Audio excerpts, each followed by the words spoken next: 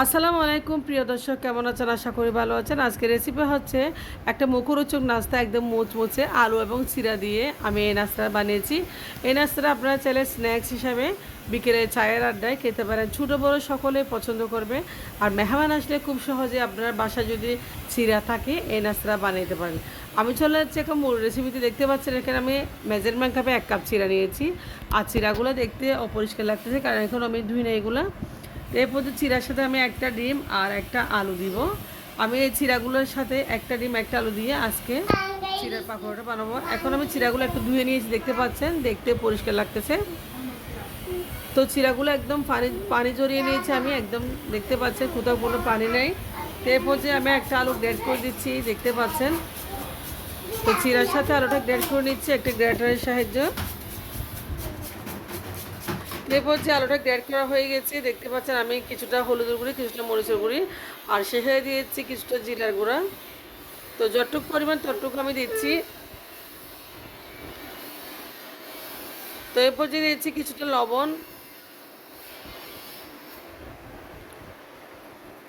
তো চিরার পাকোড়ার ভিডিওটি ভালো লাগলে আশা করি আপনারা আমার চ্যানেলটি সাবস্ক্রাইব করে রাখবেন, পাশে থাকা বেল বাটনে প্রেস করে রাখবেন। দেখতে পাচ্ছেন আমি একটা দিয়েছি এখানে ডিম।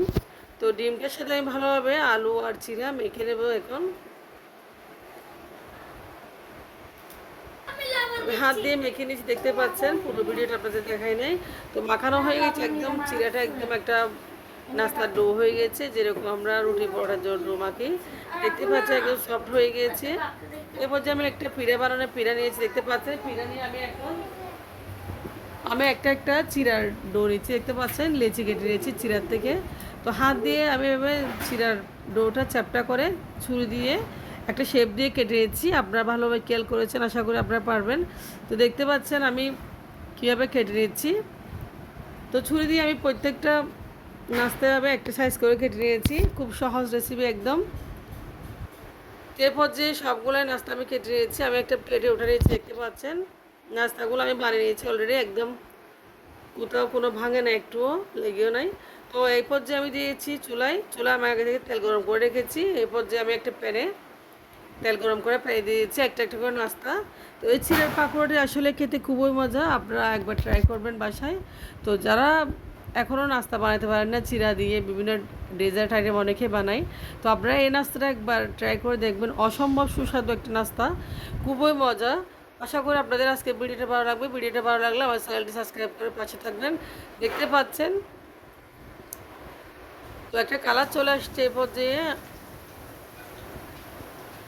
আমি উলটপালট করে ভেজে নিচ্ছি। এই পাকোড়াটা একটুও ভাঙে নাই, খুব সুন্দর একটা কালার এসেছে। তো আপনারা যখন এই রাস্তাটা বানাবেন তখনই বুঝবেন এত যে মুচমুচে একটা পাকোড়া হয়, মাশাল্লাহ।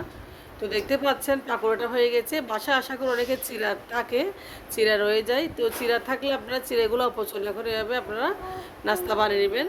দেখতে পাচ্ছেন খুব সুন্দর একটা নাস্তা হয়ে গেছে। তো উপর থেকে একটা খুব সুন্দর কালার এসেছে, মাশাল্লাহ। এরপর যে আমি পাকোড়াগুলো উঠে নিচ্ছি তেল থেকে, দেখতে পাচ্ছেন। তো এবার সবগুলো নাস্তা আমি বানিয়ে নিয়েছি। এ পর্যায়ে আমি একটা প্লেটে সার্ভ করে নিচ্ছি, দেখতে পাচ্ছেন কতটা মোচমোচো হয়েছে পাকোড়াটা। তো উপর থেকে খুবই ক্রিস্পি, ভিতরে অনেক স্পাইসি হয়েছে, ভিতরে একদম সফট। দেখতে পাচ্ছেন আমি একটা পাকোড়া আপনাদেরকে ভেঙে দেখাচ্ছি, দেখতে পাচ্ছেন আমি খাচ্ছি, এতই ভালো লাগতেছে, মাশাল্লাহ। আল্লাহ হাফেজ।